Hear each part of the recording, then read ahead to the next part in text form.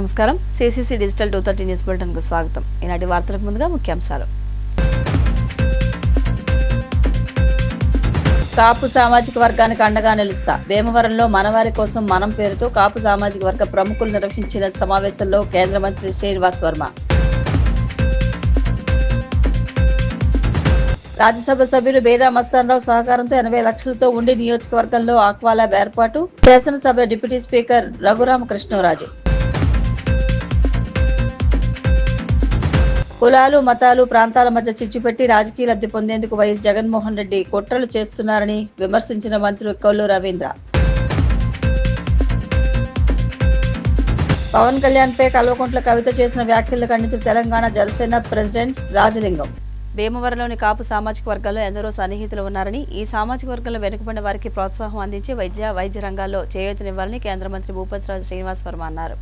భీమవరంలోని కాపు సామాజిక వర్గంలో ఎందరో సన్నిహితులు ఉన్నారని, ఈ సామాజిక వర్గంలో వెనుకబడిన వారికి ప్రోత్సాహం అందించి వైద్య రంగాల్లో చేయూతనివ్వాలని కేంద్ర మంత్రి భూపతిరాజు శ్రీనివాస్ వర్మ అన్నారు. భీమవరం బ్యాంక్ కాలనీలోని శ్రీకృష్ణదేవరాయ కళ్యాణ మండపంలో మనవారి కోసం మనం పేరుతో కాపు సామాజిక వర్గ ప్రముఖులు నిర్వహించిన ఆత్మీయ సమావేశంలో ఆయన ముఖ్య అతిథిగా పాల్గొని మాట్లాడారు. తాను కేజీఆర్ఎల్ కళాశాలలో ఇంటర్మీడియట్ చదువుతున్న సమయంలో స్టూడెంట్ యూనియన్ ఎలక్షన్లలో జాయింట్ సెక్రటరీగా పోటీ చేశారని, క్షత్రియ సామాజిక వర్గం నుండి తాను ఒక్కడినే విద్యార్థిని అయినప్పటికీ కాపు సామాజిక వర్గ విద్యార్థుల సహకారంతో విజయం సాధించారని గుర్తు చేసుకున్నారు. తన తండ్రి పేరిట ఏర్పాటు చేసే ట్రస్ట్ ద్వారా కాపు సామాజిక వర్గం వారికి కూడా సేవలు అందిస్తారని పేర్కొన్నారు. PAC chairman Bhimavaram MLA Polapati Ramanjaneyulu మాట్లాడుతూ, విద్య ద్వారానే అభివృద్ధి సాధ్యమని, ఆర్థికంగా వెనుకబడిన విద్యార్థులకు ప్రతి ఒక్కరూ ప్రోత్సాహం అందించాలని ఆకాంక్షించారు. ఉమ్మడి పశ్చిమ గోదావరి జిల్లా జనసేన పార్టీ అధ్యక్షులు కొడుకలపూడి గోవిందరావు మాట్లాడారు. అధ్యక్షులు గన్నాబత్తుల శ్రీనివాస్, గౌరవ అధ్యక్షులు చిన్నిమిల్లి వెంకటరాయుడు, ఉపాధ్యక్షులు అడపా బాబ్జీ, కార్యదర్శి ఆరేటి ప్రకాష్, కోశాధికారి వడుపు గోపి, తోట భోగయ్య, చాంబర్ అధ్యక్షులు Pulakhandam Koteswararao, Andhra Pradesh medical council member doctor Chunduri Malleswari, doctor Chunduri Saibabu, Kolla Abbulu, Puppala Seshu, Kora Rammurthy, doctor Erranki Naresh, doctor Melam Rangarao, TVV Prasad, Grandhi Suresh, Kagiti Venkataramana, Channamsetty Satyanarayana, S Krishnamohan, Nallam Chittibabu, Nandamuri Rajesh, Bethu Krishnarao, Kattedi సత్యనారాయణతో పాటు పలువురు కాపు ప్రముఖులు పాల్గొన్నారు. ఈ సందర్భంగా కేంద్ర మంత్రి శ్రీనివాస్ వర్మ, ఎమ్మెల్యే అంజిబాబు, జనసేన జిల్లా అధ్యక్షులు చిన్నబాబులను ఘనంగా సత్కరించారు. ఇటీవల ఆంధ్రప్రదేశ్ మెడికల్ కౌన్సిల్ మెంబర్ గా నియమితులైన డాక్టర్ చుండూరు మల్లేశ్వరిని కూడా సత్కరించారు. ఆలోచన మన ద్వారా రాబోయేటువంటి తరంలో మన పిల్లలు కూడా ఈ విధంగా నేర్చుకోవాలి. ముఖ్యంగా కరోనాలో మనం అంతా కూడా చూసాం, ఎంత సంపాదించినా ఏంటి సాధించేది అనేటువంటి విషయం. నేనేమంటానంటే, కమ్యూనిటీని ప్రేమించడం బాధ్యత, కానీ వేరే కమ్యూనిటీని ద్వేషించడం బాధ్యత రాహిత్యం అంటాను. రెండింటికి చాలా తేడా చెప్తాను. ఏ కులంలో ఉన్నటువంటి వ్యక్తులు ఆ కులం గురించి ఆలోచించడం, ఆ కులంలో అట్టడుగున ఉన్నటువంటి వ్యక్తుల కోసం ఆలోచించడం, ఏ విధంగా ఏదైతే విద్య వైద్యం గురించి వారికి ఏ విధంగా సహకరించడం అనేటువంటి ఆలోచించడం, ఆ కులాన్ని ప్రేమించడం అనేది ఏ కులంలో ఉన్నా కానీ అది బాధ్యత అనేటువంటి విషయం చెప్తారు. దాంతో మాత్రాన వేరే కులాన్ని ద్వేషించడం భావ్యం కాదు అనేటువంటి విషయం మనంతా కూడా అర్థం చేసుకుంటే సమాజంలో మంచి వాతావరణం ఏర్పడుతుంది అనేటువంటి విషయాన్ని ఈ సందర్భంగా చెప్తున్నాను. ఇది నా ఎక్స్పీరియన్స్. ఇక్కడ కుల ప్రస్తావన అంటే ఖచ్చితంగా ఎంతో కొంత సామాజిక వర్గం గురించి కూడా మనం మాట్లాడుకో. అన్ని సామాజిక వర్గంలో మంచోళ్ళు ఉంటారు, అన్ని సామాజిక వర్గాల్లో చెడ్డోళ్ళు ఉంటారు, అలాగే అన్ని పార్టీల్లో పనిచేసేవాళ్ళు మంచోళ్ళు ఉంటారు, చెడ్డోళ్ళు ఉంటారు. ఏ కేటగిరీకి ఆ కేటగిరీ ఉంది. పార్టీని బట్టి మనిషి చెడ్డోడు అనలేం, సామాజిక వర్గాన్ని బట్టి వీడు చెడ్డోడు వీడు మంచోడు అనేది కూడా మనం డిసైడ్ చేయలేం. నేను దాదాపు ఒక 10 సంవత్సరాలు వచ్చే వరకు నేను ఇక్కడెక్కడే పెరిగా, ఇక్కడెక్కడే తిరిగా. ఎక్కడో నర్సగ్రహంలో ఉన్న పుట్టినగాంచి అసలు ఏదైతే కాపు సామాజిక వర్గానికి వాళ్ళకి లేనటువంటి పరిచయాలు కూడా నాకు వీళ్ళందరితో ఉంది. నాకు పేరుతో పరిచయం లేనటువంటి వ్యక్తులు ఒక 5-6 కనిపిస్తున్నారు ఇక్కడ. అంటే దాదాపు 100కి పైగా ఉన్నాం. ఒక 5-6 మాత్రమే నాకు పరిచయం లేనటువంటి వ్యక్తులు మాట్లాడుతున్నారు. మిగతా 95% మంది పేర్లు నేను వ్యక్తిగతంగా ఇంటి పేరుతో కూడా చెప్పగలను. ఏ విధంగా అంటే ఆ విధంగా కలిసి తిరిగాను నేను చిన్నప్పటి నుంచి. కేజీఆర్ కాలేజీలో చదువుకున్నాను, అబ్బాయి డిఎన్ఆర్ కాలేజీలో జాయిన్ అవ్వాలి, ఇది కాపుల కాలేజీ అది రాజుల కాలేజీ అన్నారు. లేదు నా మిత్రులంతా ఇక్కడ జాయిన్ అయ్యారు కాబట్టి నేను ఇక్కడే జాయిన్ అవుతా అన్నారు. రమణ కానీ మేమందరం కూడా జాయిన్ అవుతే మీరు చెప్తే నమ్మరు, జూనియర్ కాలేజీలో ఏకైక క్షత్రియుడిని, ఒకడే క్షత్రియుడిని, అంతే కదా రమణ. నరేష్ వాళ్ళ సిస్టర్ రాధిక్ గారు కూడా మాకు సీనియర్. ఒకడే క్షత్రియుని అయినప్పుడు కళాశాల ఎన్నికల్లో పోటీ చేశా. కులం లేదు, మనం కులం లేదు అనేటువంటి ఆలోచన నాకు లేదు. కాబట్టి ఈ రకమైనటువంటి వాతావరణంలో నేను పెరిగా, కష్టపడి పనిచేశాను, సిద్ధాంతాన్ని నమ్ముకున్నాను. మధ్యతరగతి కుటుంబానికి చెందినటువంటి వ్యక్తిని. పొలిటికల్ పార్టీలో పనిచేశాను కదా, కానీ ఏనాడు కూడా ఊరి మీద పడి ₹1 చందా అడిగినటువంటి సందర్భం లేదు. ఇక్కడ ఉన్న వాళ్ళందరూ తెలుస్తుంది. డబ్బులు వసూలు చేయడం లేదు. కష్టమైనా నష్టమైనా నేనే పడ్డా. అమ్మా నాన్నల బట్టలు కుట్టించుకోమని డబ్బులు ఎత్తే జెండాలు కుట్టివ్వండి. సిద్ధాంతం ఏదో రోజు గెలుస్తుంది. దేశానికి మంచి చేసేటువంటి ఆర్గనైజేషన్ అని నేను నమ్మాను ఆ రోజుల్లో. చివరికి అది గెలిచింది, అవకాశం ఇచ్చింది కేంద్ర పార్టీ. శాసనసభ కావాలని అడిగా, చాలా గట్టిగా అడిగా. ఎందుకంటే అంతకుముందు కొన్ని పరిణామాలతో విసిగిపోయాను నేను. 30 సంవత్సరాల నుంచి భుజాల మీద జెండా మోస్తున్నాం. నా గొప్పతనం అని నేను ఎప్పుడూ అనుకోను, నా ఆర్గనైజేషన్ గొప్పతనం. లేదండి, నేను ఒక అసెంబ్లీకి అయితే నా ఫైనాన్షియల్ స్టేటస్ సరిపోతుంది, నేను పార్లమెంట్కి నాకు అంత ఫైనాన్షియల్లో కంఫర్ట్ నాకు లేదు అంటే, లేదు నువ్వు చెయ్యని పార్టీ చాలామంది ట్రై చేశారు. 100 కోట్లు 150 కోట్లు ఖర్చు పెడతాం. గెలిచాను. గెలవడమే కాదు, ఇక్కడ ఒక విషయం, రాష్ట్రంలో 25 పార్లమెంట్ సీట్లలో మొట్టమొదటిసారిగా కూటమి ఏ పార్లమెంట్ నెగ్గుతుంది అంటే అది నర్సాపురం పార్లమెంట్ వర్మే అనేది కాగితం. మరి ఈ విధంగా ఇంత చక్కటి సమావేశాన్ని ఏర్పాటు చేసి నన్ను కూడా ఆహ్వానించి నాకు చాలా ఆనందంగా సంతోషంగా, ఇంతమందిని కలవలేం ఒకేసారి, కానీ ఒకేసారి ఎంతమందిని కలిసేటప్పటికి ఒక ఆనందం. మరి దీని అంతటికీ కారణమైనటువంటి నిర్వహణని పేరున అభినందిస్తూ, రాబోయేటువంటి రోజుల్లో మీరు చేసేటువంటి ప్రతి ఒక్క కార్యక్రమంలో కూడా నేను ఉంటాననేటువంటి విషయాన్ని సందర్భంగా చెప్తూ సెలవు తీసుకుంటున్నాను. జై హింద్, జై భారత్. శ్రీకృష్ణదేవరాయ కళ్యాణ మండపమందు మనవారి కోసం అనే కార్యక్రమం పెట్టి విద్యలోనూ ఆరోగ్యంలోనూ సపోర్ట్ ఇచ్చినట్లయితే వారికి మంచి భవిష్యత్తు ఉంటుందనే కార్యక్రమాన్ని పెట్టిన మన నాయకులందరికీ అభినందనలు తెలియజేస్తూ, వేదిక నుంచిన పెద్దలు గౌరవనీయులు మా మిత్రులు వర్మ గారికి, గోవింద్ బాబుకి, వేదిక మీద ఉన్న పెద్దలందరికీ, వేదిక ముందు ఉన్న పెద్దలకి అందరికీ పేరున నా హృదయపూర్వక నమస్కారం. ఈ 2 విషయాలు కూడా, విద్య ఆరోగ్యం అనేది 2 చాలా ముఖ్యమైనవి. విద్య ఉంటే అభివృద్ధి చెందుతాం, ఆరోగ్యం ఉంటే ఏ పైనైనా చేస్తాం. ఆరోగ్యం లేకపోతే ఏ కార్యక్రమం చేయలేం. విద్య లేకపోతే అభివృద్ధి అనేది సాధ్యం కాదు. ఆ పాపని నీ తల్లిదండ్రులు ఏం చేస్తారని అడిగాను. నా తండ్రి కూలి పని చేసుకుంటాడండి, నా తల్లి పాచి పని చేసుకుంటుందండి అని చెప్పింది. కష్టపడి చదువుకునే పిల్లలకి ఆర్థిక ఇబ్బంది అనేది ఉండకోకుండా చేసి వారికి సహకరించి వారిని చదివించండి. అభివృద్ధి దానికి అదే చెందుద్ది విద్య వలన. ఆరోగ్యానికి ఒక ఉదాహరణ చెప్తాను. సౌమ్య హాస్పిటల్కి వెళ్ళాను హైదరాబాదు. అక్కడ ఒక పేషెంట్ భర్త వచ్చారు. నా భార్యకి క్యాన్సర్ వచ్చిందండి, నేను వైద్యం చేయించడానికి వచ్చాను, మాది దిగు తాలూకా అన్నాడు. మీరేం చేస్తారో అన్నాను. నేను రైతునండి, నాకు ఎకరన్నర పొలం ఉంది, బ్రహ్మాండమైన పంట పండిస్తాను, దాంట్లో 20 సెంట్లు మెరక భూమి ఉంది, కాయగూరలు పండిస్తాను, ఒక పాడి పశువుని మేపుకుంటాను, ఆ పాలు కూడా ఎవరన్నా చంటి పిల్లలు ఉంటే పాలు ఉచితంగా పోస్తాను, అలా చక్కగా బతుకుతున్నానండి. నా దరిద్రం, నా భార్య క్యాన్సర్ వచ్చింది. ఈ వైద్యానికి అయిన ఖర్చుకి నాకున్న ఎకరం పొలం కూడా అమ్మేశాను. ఇప్పుడు ఏమిటి నా పరిస్థితి, నా బతుకు అంటే నా భార్య మరణించింది, నేను బస్టాండ్లో అడుక్కుంటున్నాను అన్నాడు.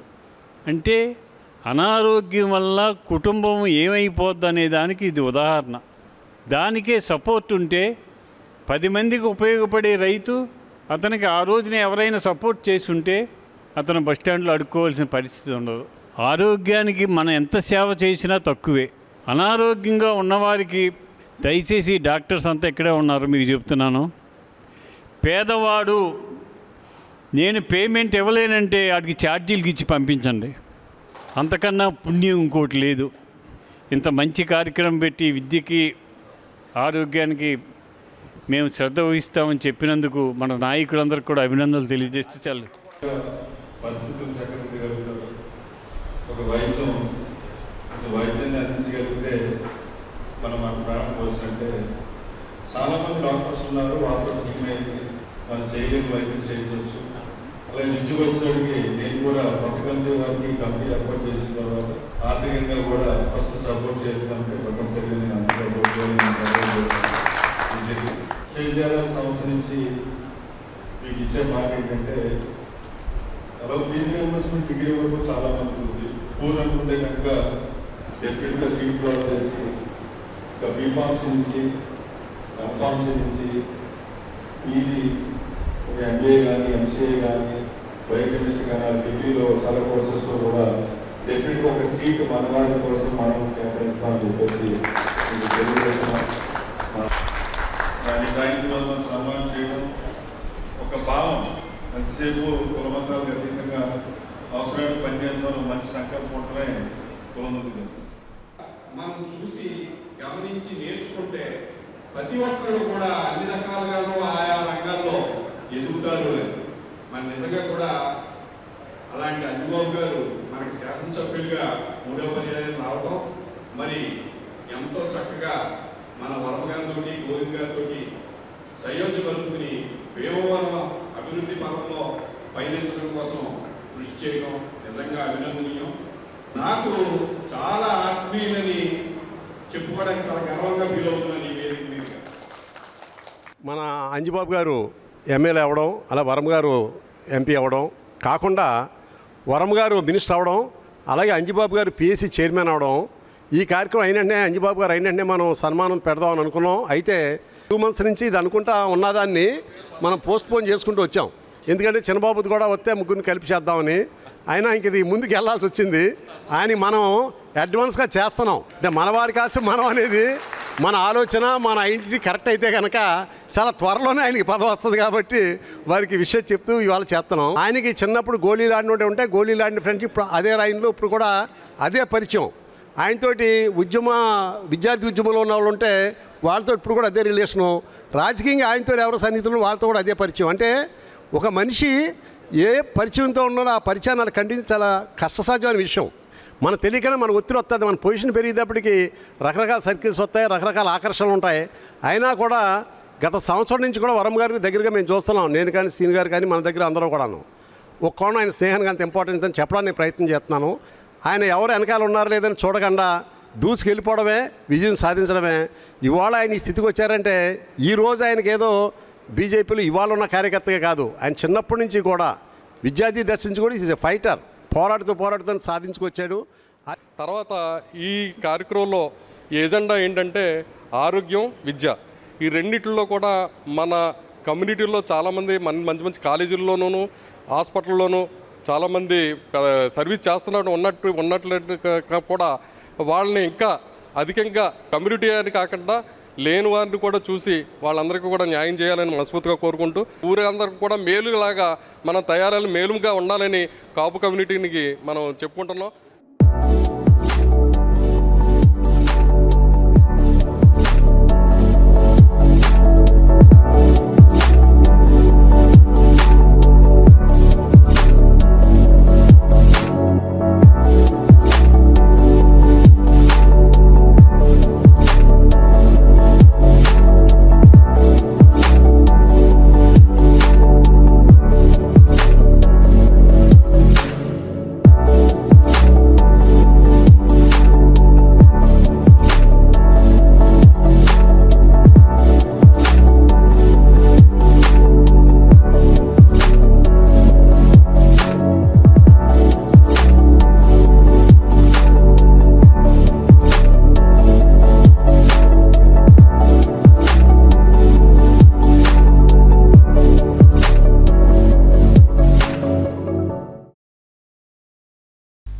రాజ్యసభ సభ్యుడు బేదా మస్తాన్రావు సహకారంతో 80 లక్షలతో ఉండి నియోజకవర్గంలో అధునాతనమైన ఆక్వా ల్యాబ్ ఏర్పాటుకు చర్యలు చేపట్టడం అభినందనీయమని డిప్యూటీ స్పీకర్ కనుమూరి రఘురామకృష్ణరాజు అన్నారు.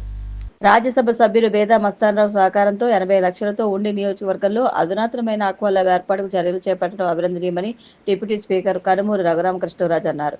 మండల కేంద్రమైన ఉండి కోట్ల ఫంక్షన్ హాల్లో డిప్యూటీ స్పీకర్ కనుమూరి రఘురామకృష్ణరాజు ఆధ్వర్యంలో ఉమ్మడి పశ్చిమ గోదావరి జిల్లా ఆక్వా రైతుల సదస్సు నిర్వహించారు. ఈ సందర్భంగా నిర్వహించిన కార్యక్రమానికి ముఖ్య అతిథులుగా రాజ్యసభ సభ్యులు Beda Mastanarao, PAC chairman Pulapati Ramanjaneyulu, APIAC chairman Mantri Ramaraju, జిల్లా కలెక్టర్ నాగరాణి పాల్గొన్నారు. ఈ సందర్భంగా డిప్యూటీ స్పీకర్ రఘురామకృష్ణరాజు మాట్లాడుతూ ఉండి కృషి విజ్ఞాన కేంద్రంలో నిరుపయోగంగా ఉన్న ఆక్వా ల్యాబ్ ను ఆధునీకరణ చేస్తామన్నారు. 33% ప్రోటీన్లతో ఉన్న ఫీడ్ ను 62 రూపాయలకే రైతులకు అందజేస్తామన్నారు. 15 రోజులకు ఒకసారి కౌంటు ధర నికరంగా ఉండేటట్లు చర్యలు చేపడతామన్నారు. ముఖ్యమంత్రి చంద్రబాబు నాయుడు సహకారంతో రానున్న రోజుల్లో ఆక్వా రంగం మరింత అభివృద్ధి చెందేలా కృషి చేస్తామన్నారు. ఆక్వా రైతులు ఆందోళన చెందవద్దని ప్రభుత్వం అండగా ఉంటుందన్నారు. ఈ కార్యక్రమంలో ఆక్వా రైతులు జీకేఎఫ్ సుబ్బరాజు, వేగ్నేశ్వర సత్యనారాయణరాజు, నంబూరి గజపతిరాజు, తాడినాడ బాబు, ముత్యాల రత్నం, తులసి రాంబాబు, అధికారులు తదితరులు పాల్గొన్నారు. చక్కటి సూచనలే కాకుండా కార్యోన్ముఖంగా ఏమేమి చేయాలి, ఫీడ్ ప్రైసెస్ని మీరే పారదర్శకంగా చేసుకునేలాగా ఒక ప్లాంట్ ఇస్తానంటాం. అలాగే సీడ్ క్వాలిటీ విషయంలో మరొక ల్యాబొరేటరీ కూడా సహకరిస్తానని చెప్పడం, మంచి అత్యాధునిక ల్యాబొరేటరీ. అలాగే కలెక్టర్ గారితో ఏదైతే కృషి విజ్ఞాన కేంద్రంలో గతంలో ఒక 4 కోట్లు ఖర్చు పెట్టి నిరుపయోగంగా ఉందో దాన్ని కూడా మళ్ళీ తిరిగి వీలైనంత తొందరగా వాడకంలోకి తీసుకురావటం. అక్కడ హ్యాచరీలో టెస్ట్ చేసి తెచ్చినప్పటికీ కూడా కంపల్సరీగా సీడ్ స్టాక్ చేసి ముందు తిరిగి పరీక్ష చేయటం. ఖచ్చితంగా ఇది అమలు అయ్యేలాగా చూసుకుంటే మనకి ప్రొడక్టివిటీ పెరుగుతుంది. డిసీజ్ ఏదైనా ఉంటే ఆ స్టేజ్లోనే కంట్రోల్ అవుతుంది.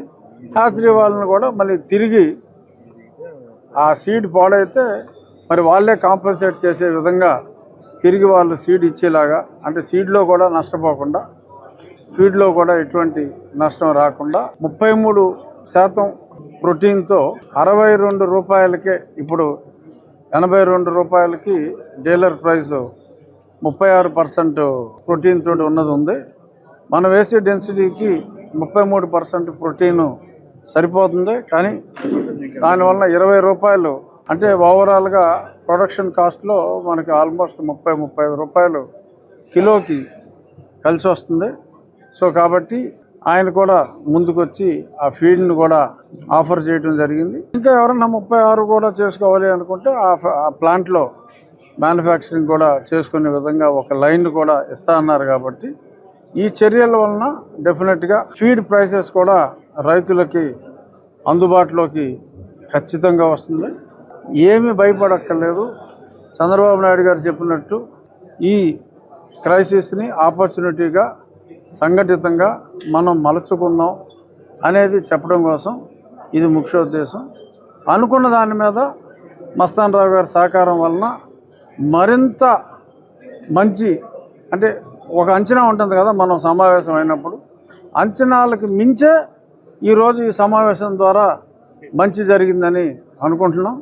ఎల్లుండి విజయవాడలో కొంతమంది స్టేక్ హోల్డర్స్తో ఎల్లుండి సాయంత్రం 4:30 గంటలకి పెనంలూరు ఆక్వాకల్చర్ ఆఫీస్లో ఒక మీటింగ్ ఉంది. ఆ తర్వాత మళ్ళీ మీకు క్లారిటీ ఇస్తాం. సింగిల్ క్యాప్షన్ చెప్పాలంటే ఆక్వాకి రానున్న మంచి రోజులు అని రేపు పొద్దున పేపర్లో వేసుకుంటాం. కూడా మన దేశానికి విజిట్ చేసేది అతి తొందరలోనే ఉంది. ఆ సందర్భంలో కూడా మన గౌరవ ప్రధాని గారు ఈ విషయాల మీద చర్చించే అవకాశం ఉంది.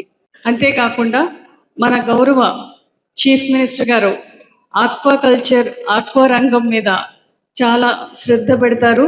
వారికి ఈ రంగం అంటే అమితమైన ప్రేమ అనేది నేను ఖచ్చితంగా చెప్పగలను. ఎందుకంటే గ్రోత్ రేట్ అనేది పెర్ క్యాపిటల్ ఇన్కమ్, మన స్టేట్ గ్రాస్ డొమెస్టిక్ ప్రొడక్షన్, ఇవన్నీ కూడా సార్ మాట్లాడే అంశాల్లో అత్యధిక గ్రోత్ రేట్ సాధించడానికి అవకాశం ఉన్న రంగం ఆక్వాకల్చర్. మొన్న కలెక్టర్స్ కాన్ఫరెన్స్ లో కూడా సీఎం గారు చెప్పడం జరిగింది. ఏరియా ఎక్స్పాన్షన్, ప్రొడక్టివిటీ పెంచడం ద్వారా రైతులకు నష్టాలు తగ్గిస్తూ ఈ రంగాన్ని అభివృద్ధి చేయడానికి అనేక సూచనలు చేయడం జరిగింది.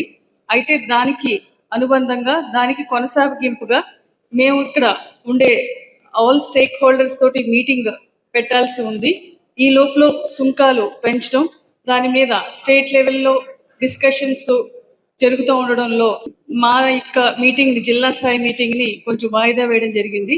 వచ్చే వారంలో అందరినీ పిలిచి different stake holders, farmers, processors అందరినీ కూడా పిలిచి ఈ అంశాలన్నీ కూడా మాట్లాడడం జరుగుతుంది. ఎప్పుడు చేయాలి, ఎలా చేయాలనేది ఆలోచన చేయాలి. ముందు తణుకులో ఆక్వాకల్చర్ చేయకూడదు, తణుకులో చెరుకు పండించాలి. అక్కడ ఆక్వాకల్చర్ ఏంటి, ఉప్పు కాయల్లో ఆక్వాకల్చర్ చేయాలి. అక్కడ మానేసి 3 పంటలు పండే చోట వెళ్ళి మీరు ఆక్వాకల్చర్ చేయటం ఏంటి? అక్కడి నుంచి వైరస్ వచ్చినాయని, ఇబ్బందులు వచ్చినాయని. మనం తీసుకున్న నిర్ణయాన్ని బట్టి ఏదైనా ఉంటుంది.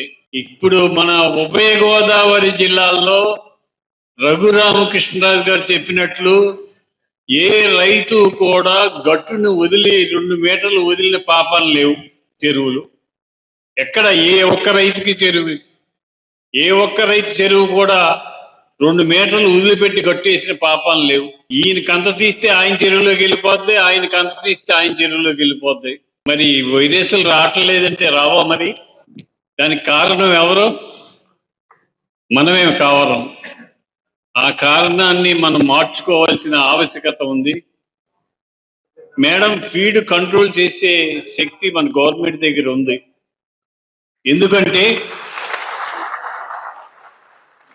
ఆ ఫీడ్లో కలిపే ఐటమ్స్ ఎంత ఖర్చు అవుతుంది, ఒక బస్తా ఫీడ్ తయారు చేయడానికి ఎంత ఖర్చు అవుతుంది, వారు అమ్మే రేట్ ఎంత, మనం కొనే రేట్ ఎంత, తేడా చూసుకుంటే మనకే అర్థం అవుతుంది. 70 నుంచి 80 రూపాయలు ఖర్చు అయ్యే ఫీడ్ బస్తాని 2500 రూపాయలు అమ్ముతున్నారు. 2500. దాని మీద నియంత్రణ తీసుకురావాలి, ఖచ్చితంగా నియంత్రణ తీసుకురావాలి. దాంట్లో మాత్రం ఏమాత్రం సందేహం లేదు. ఆక్వా ల్యాబులు కావాలి, కోల్డ్ స్టోరేజీలు కావాలి, ఆక్వా యూనివర్సిటీ కావాలి మన ప్రాంతానికి. ఆక్వా యూనివర్సిటీ వచ్చినట్లయితే ప్రతి ఒక్కరు చదువుకుని ఎలా కల్చర్ చేయాలనే ఆలోచన చేయడానికి అవకాశం కలుగుతుంది. పెద్దలు ఆక్వా రంగాన్ని గురించి పూర్తిగా అవగాహన ఉన్నటువంటి స్థానిక ఎమ్మెల్యే, ఉపసభాపతి గారు అయినటువంటి కనుమూరు రఘురామరాజు గారి ఆధ్వర్యంలో ఉభయ గోదావరి జిల్లాల ఆక్వా రైతాంగం అందరూ కూడా మంచి అవగాహన సదస్సు ఉండేటువంటి క్లిష్ట పరిస్థితి. కులాలు, మతాలు, ప్రాంతాల మధ్య చిచ్చుపెట్టి రాజకీయ లబ్ధి పొందేందుకు వైఎస్ జగన్మోహన్ రెడ్డి కుట్రలు చేస్తున్నారని ఏపీ ఎక్సైజ్ గనుల శాఖ మంత్రి కొల్లు రవీంద్ర మండిపడ్డారు.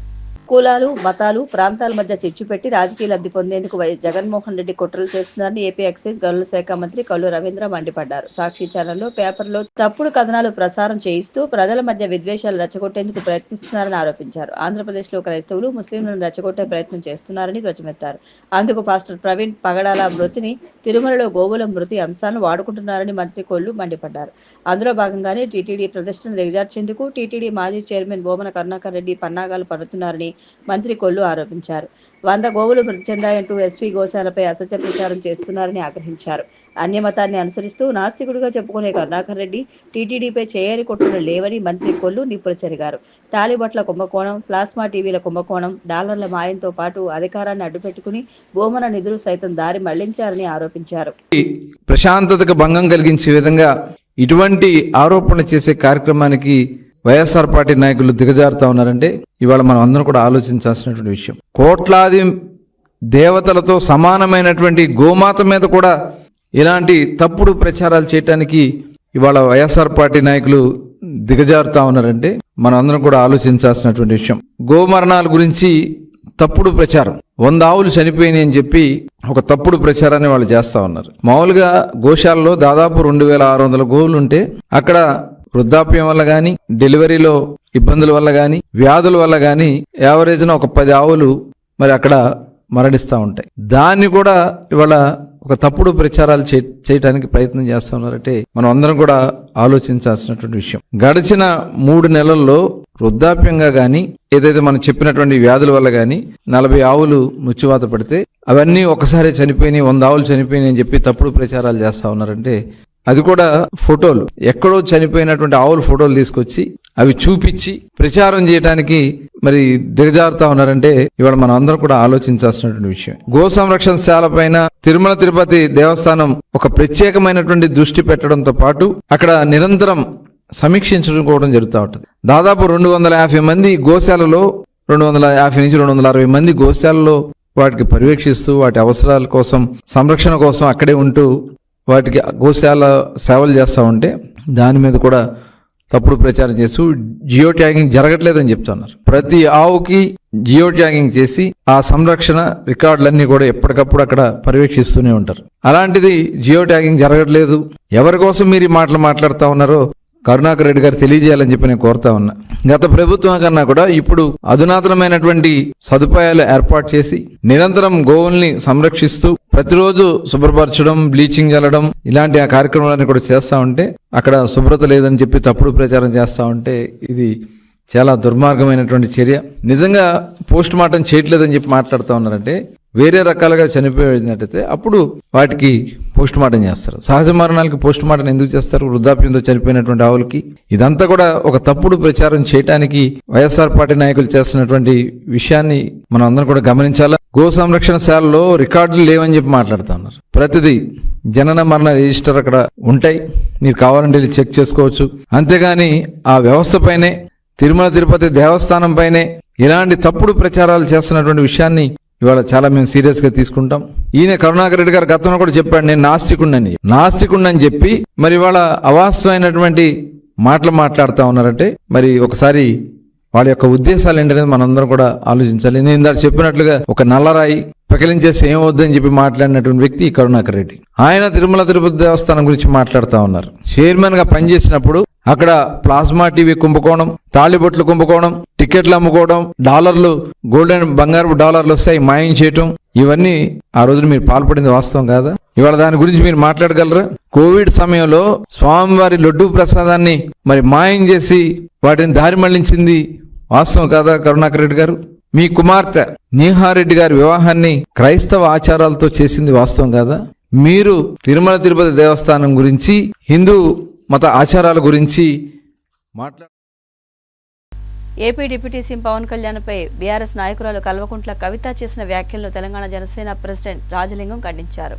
ఏపీ డిప్యూటీ సీఎం పవన్ కళ్యాణ్పై బీఆర్ఎస్ నాయకురాలు కల్వకుంట్ల కవిత చేసిన వ్యాఖ్యలను తెలంగాణ జనసేన ప్రెసిడెంట్ రాజలింగం ఖండించారు. పవన్ కళ్యాణ్ గురించి మాట్లాడే స్థాయి కవితకు లేదన్నారు. తెలంగాణ రాష్ట్రంలో దోచుకున్న సొమ్ముని ఢిల్లీలో దాచుకున్నావు అంటూ విమర్శలు చేశారు. ఢిల్లీ లిక్కర్ స్కామ్ లో ఉన్న మీరు పవన్ కళ్యాణ్ లాంటి నిజాయితీ గల నాయకుడిని విమర్శించడం హాస్యాస్పదంగా ఉందన్నారు. కవిత గారు చేసినటువంటి వ్యాఖ్యలు, శ్రీ పవన్ కళ్యాణ్ గారు సీరియస్ పొలిటీషియన్ కాదంట. దురదృష్టవశాత్తు ఉప ముఖ్యమంత్రి వచ్చిందని ఆమె వ్యాఖ్యానించారు. సీరియస్ పొలిటీషియన్ అంటే ఎలా ఉండాలమ్మా?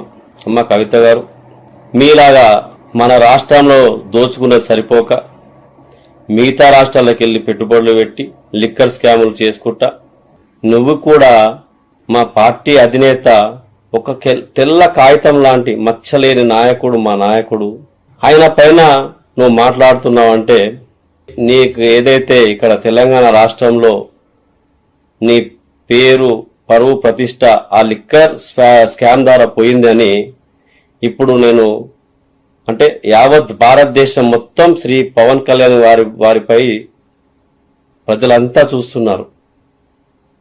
అది అందరికి తెలిసిన విషయం. ఇప్పుడు నేను వేరేల మీద మాట్లాడితే నీకు ఐపు రాదని పవన్ కళ్యాణ్ గారి పైన వ్యాఖ్యలు చేస్తే సోషల్ మీడియాలో ద్వారా, పత్రికల ద్వారా ఒక ఐప్ క్రియేట్ చేసుకోవాలని నువ్వు అనుకొని వ్యాఖ్యలు చేసి ఉంటావు. ఆంధ్రప్రదేశ్ రాష్ట్రాన్ని కాపాడి ఒక ముద్దాయి ఖైదీ చేతిలో ఉన్నటువంటి రాష్ట్రాన్ని తీసుకొచ్చి ప్రజలకు స్వచ్ఛమైన పాలన అందించాలని ఒక కూటమిని ఏర్పాటు చేసి ఇక్కడ రాష్ట్రంలో ఒక కూటమి తయారు చేసుకొని అక్కడ కేంద్రంలో బీజేపీని ఒప్పించి ఆంధ్రప్రదేశ్ రాష్ట్రంలో 151 సీట్లతోటి గెలిచినటువంటి వైఎస్ జగన్మోహన్ రెడ్డిని అదా పాతాళానికి తొక్కేస్తా అని చెప్పి తొక్కేసినటువంటి మా పార్టీ అధినేత శ్రీ పవన్ కళ్యాణ్ గారు సీరియస్ పొలిటీషియన్ కాదా? దీనికి సమాధానం చెప్పు.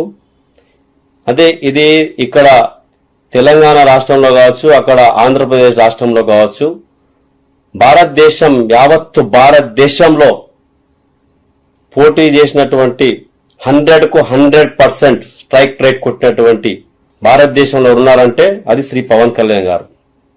ప్రపంచమంతా ఆయన వైపు చూస్తున్నారు.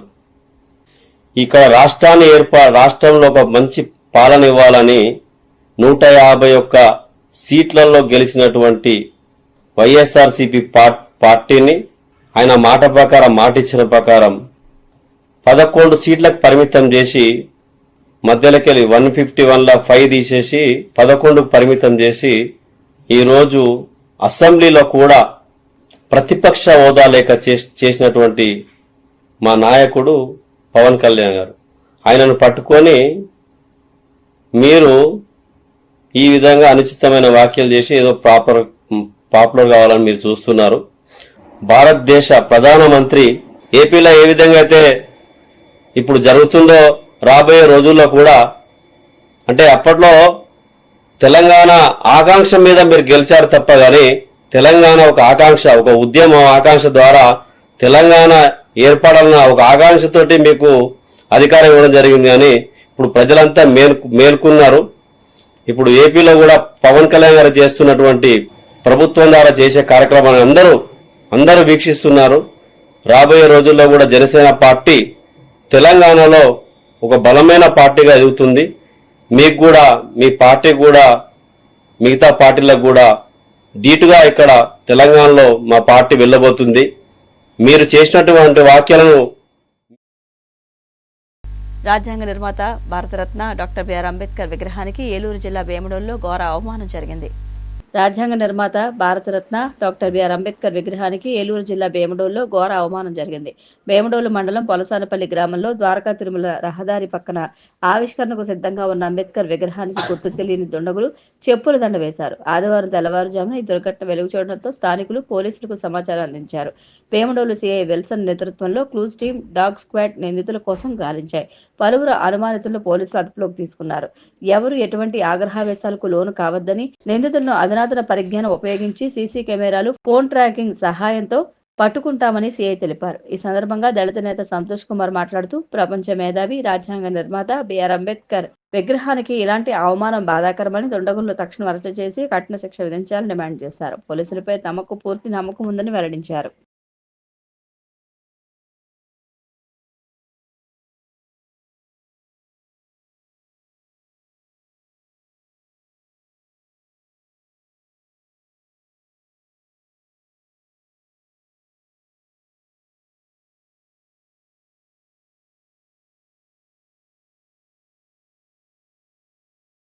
ఏలూరు జిల్లా భీమడోలు మండలం పలసానపల్లి గ్రామంలో ప్రపంచ మేధావి, నవభారత రాజ్యాంగ నిర్మాత భారతరత్న బాబాసాహెబ్ అంబేద్కర్ గారి విగ్రహాన్ని కన్స్ట్రక్షన్ లో ఉండగానే కొంతమంది దుర్మార్గులు బాబాసాహెబ్ అంబేద్కర్ యొక్క విగ్రహానికి అంటే ముసుకేసిన విగ్రహాన్ని చెప్పులు దండేయడం చాలా విచారించదగ్గ బాధాకరమైనటువంటి విషయం. మేము ఆల్ ఇండియా అంబేద్కర్ యువజన సంఘం, ఎస్సీ హక్కుల పరిరక్షణ సంఘం, ఎస్సీ సర్పంచుల హక్కుల పరిరక్షణ సంఘం నుంచి డిమాండ్ చేసేది ఏంటంటే, ప్రపంచంలోనే అత్యధిక మేధావి కలిగిన వ్యక్తి బాబాసాహెబ్ అంబేద్కర్. ఆ మేధాశక్తి ద్వారా ఈ దేశానికి భారత రాజ్యాంగం ఇచ్చి, భారత రాజ్యాంగం ద్వారా హక్కులు కల్పించి, వాళ్ళ యొక్క హక్కులతో పాటుగా సంక్షేమం యొక్క విధానాన్ని రూపొందించి ప్రజలకు న్యాయం చేసే విధానంలోనే ఈ దేశంలో అత్యధిక జనాభా ఉన్నటువంటి వాళ్ళకి విముక్తి కలిగించినటువంటి మహనీయుడు బాబాసాహెబ్ అంబేద్కర్ యొక్క విగ్రహానికి ఆ విధమైనటువంటి చర్యలు పాటించాడంటే, ఆ చేసినటువంటి వ్యక్తి మనిషా, దుర్మార్గుడా, మూర్ఖుడా, ఎవరితో పోల్చాలనే దాని మీద కూడా ఈ సమాజంలో రిపోర్ట్ ద్వారా ప్రశ్నిస్తున్నా. అలాంటి వ్యక్తిని మనం ఏ విధంగా మనం చూడాలి సమాజంలో? ఆ వేసినోడికి కూడా ఆయన విముక్తి ఇచ్చాడు. ఆ సంగతి తెలుస్తారు దుర్మార్గుడికి. ఈ భారతదేశం యొక్క సుమారు 143 కోట్ల జనాభా ఉన్నటువంటి వాళ్ళకి స్వేచ్ఛ, సమానత్వం, సౌభ్రాతృత్వం కల్పించినటువంటి మహా గొప్ప జ్ఞాని బాబాసాహెబ్ అంబేద్కర్. ప్రతి రాజ్యాంగంలో ఈ దేశంలో ఉన్న పౌరుడు ప్రతి ఒక్కరు కూడా హక్కులు కల్పించినటువంటి మహనీయుడు. నీకు భోజనటువంటి మహనీయుడు, నీకు తిండెట్టినటువంటి మహనీయుడు, నువ్వు కట్టుకోవడానికి బట్టలు కల్పించినటువంటి మహనీయుడు, నువ్వు ఉండడానికి ఇల్లు కల్పించినటువంటి మహనీయుడు, నువ్వు శుభ్రంగా ఫిల్టర్ మీద తాగడానికి అవకాశం కల్పించినటువంటి మహనీయుడు. అలాంటి వ్యక్తిని మీరు ఈ విధంగా ఈ విధమైనటువంటి చర్యలకు పాటుపడటం చాలా విచారించదగ్గ బాధాకరం. మేము పోలీసు రెవెన్యూ వాళ్ళని డిమాండ్ చేసేది ఒకటే, ఇలాంటి సంఘటనలు జరగకుండా చూసుకోవాలని బాధ్యత మరి జస్టిస్ పున్నయ్య కమిషన్ ప్రకారం రెవెన్యూ పోలీసు వాళ్ళదే. మేము ప్రభుత్వాన్ని డిమాండ్ చేస్తున్నాం, ఈ బాబాసాహెబ్ అంబేద్కర్ యొక్క విగ్రహాలకి ఇలాంటి చర్యలు ఎక్కువగా జరుగుతున్నాయి. దయచేసి మీరు ఇప్పటికే సీసీ ఫుటేజ్లు పెట్టడానికి పోలీసు వారు సిద్ధమయ్యారు. అన్ని విగ్రహాల దగ్గర సీసీ ఫుటేజ్లకు ఏర్పాటు చేసి అలాంటి చర్యలకు, అలాంటి దుర్మార్గమైనటువంటి క్రియలకు పాటుపడినటువంటి వ్యక్తిని తక్షణమే అరెస్ట్ చేయాలి, అతనికి జీవిత ఖైదు ఏర్పాటు చేయాలి. తూర్పుగోదావరి జిల్లా దేవరపల్లి మండలం జాతీయ రహదారిపై ఎర్నగూడెం వద్ద ఘోర రోడ్డు ప్రమాదం చోటు చేసుకుంది. తూర్పుగోదావరి జిల్లా దేవరపల్లి మండలం జాతీయ రహదారిపై ఎర్నగూడెం వద్ద ఘోర రోడ్డు ప్రమాదం చోటు చేసుకుంది. చిత్తూరు జిల్లాకు చెందిన వారు అన్నవరం సత్యనారాయణ స్వామి వారి దివ్య దర్శనానికి వెళ్లి వస్తుండగా జాతీయ రహదారిపై డివైడర్ను ఢీకొన్న వారి కారు గాల్లోకి ఎగిరి పంట పొలాలకు దూసుకెళ్లింది. ఈ ఘటనలో కారులో ప్రయాణిస్తున్న ఒకే కుటుంబానికి చెందిన 8 మంది తీవ్ర గాయాలయ్యాయి. విషయం తెలుసుకున్న పోలీసులు, హైవే సిబ్బంది ఘటనా స్థలానికి హుటాహుటిన చేరుకుని క్షతగాత్రులను గోపాలపురం, రాజమండ్రి ఆసుపత్రులకు అంబులెన్స్ల ద్వారా తరలించారు. అయితే ఈ ప్రమాదానికి గల కారణం ఏమిటనే కోణంలో దేవరపల్లి పోలీసులు దర్యాప్తు చేస్తున్నారు. ఈ ప్రమాదంలో 3 చిన్నారులు ఉండడంతో వారికి మరింత తీవ్ర గాయాలయ్యాయి. అన్నమయ్య జిల్లాలోని తమ్మళ్లపల్లి నియోజకవర్గంలో తెలుగుదేశం పార్టీ కార్యకర్తల మధ్య వర్గ విభేదాలు బగ్గుమన్నాయి. అన్నమయ్య జిల్లాలోని తమ్మళ్లపల్లి నియోజకవర్గంలో తెలుగుదేశం పార్టీ కార్యకర్తల మధ్య వర్గ విభేదాలు బగ్గుమన్నాయి. అన్నమయ్య జిల్లా ఇన్ఛార్జి మంత్రి బీసీ జనార్దన్ రెడ్డి సమక్షంలోనే నేతలు ఘర్షణకు దిగారు. తమ్మళ్లపల్లి నియోజకవర్గానికి చెందిన టీడీపీ శ్రేణుల సమావేశానికి మంత్రి జనార్దన్ రెడ్డి హాజరయ్యారు. ఓవైపు మాజీ ఎమ్మెల్యే శంకర్ వర్గీయులు, మరోవైపు టీడీపీ అభ్యర్థిగా పోటీ చేసిన జయచంద్రారెడ్డి వర్గీయులు పోటాపోటీగా నినాదాలు చేశారు. హార్స్లీ హిల్స్ లో జరిగిన ఈ సమావేశంలో మంత్రి జనార్దన్ రెడ్డి ఎదుటే ఇరు వర్గాల నేతలు సవాళ్లు విసురుకుని దూషించుకున్నారు. ఈ సమావేశాన్ని అర్థాంతరంగా ముగించుకుని మంత్రి జనార్దన్ రెడ్డి వెళ్లిపోయారు. తమ్మళ్లపల్లి టీడీపీలో నివురు గప్పిన నిప్పుల వర్గపోరు కొనసాగుతోంది. మంత్రి జనార్దన్ రెడ్డి ముందే ఒక్కసారిగా వర్గపోరు బయటపడింది. వార్తలు ముగించే ముందు ముఖ్యాంశాలు మరొకసారి. కాపు సామాజిక వర్గానికి అండగా నిలుస్తా. భీమవరంలో మనవారి కోసం మనం పేరుతో కాపు సామాజిక వర్గ ప్రముఖులు నిర్వహించిన సమావేశంలో కేంద్ర మంత్రి శ్రీనివాస్ వర్మ. రాజ్యసభ సభ్యులు బేదా మస్తానరావు సహకారంతో 80 లక్షలతో ఉండి నియోజకవర్గంలో ఆక్వా ల్యాబ్ ఏర్పాటు. శాసనసభ డిప్యూటీ స్పీకర్ రఘురామకృష్ణరాజు. కులాలు, మతాలు, ప్రాంతాల మధ్య చిచ్చుపెట్టి రాజకీయ లబ్ధి పొందేందుకు వైఎస్ జగన్మోహన్ రెడ్డి కుట్రలు చేస్తున్నారని విమర్శించిన మంత్రి కొల్లు రవీంద్ర. పవన్ కళ్యాణ్ పై కల్వకుంట్ల కవిత చేసిన వ్యాఖ్యలు ఖండించిన Telangana Janasena president Rajalingam. CCC digital 230 news bulletin ఇంతటితో సమాప్తం. నమస్కారం.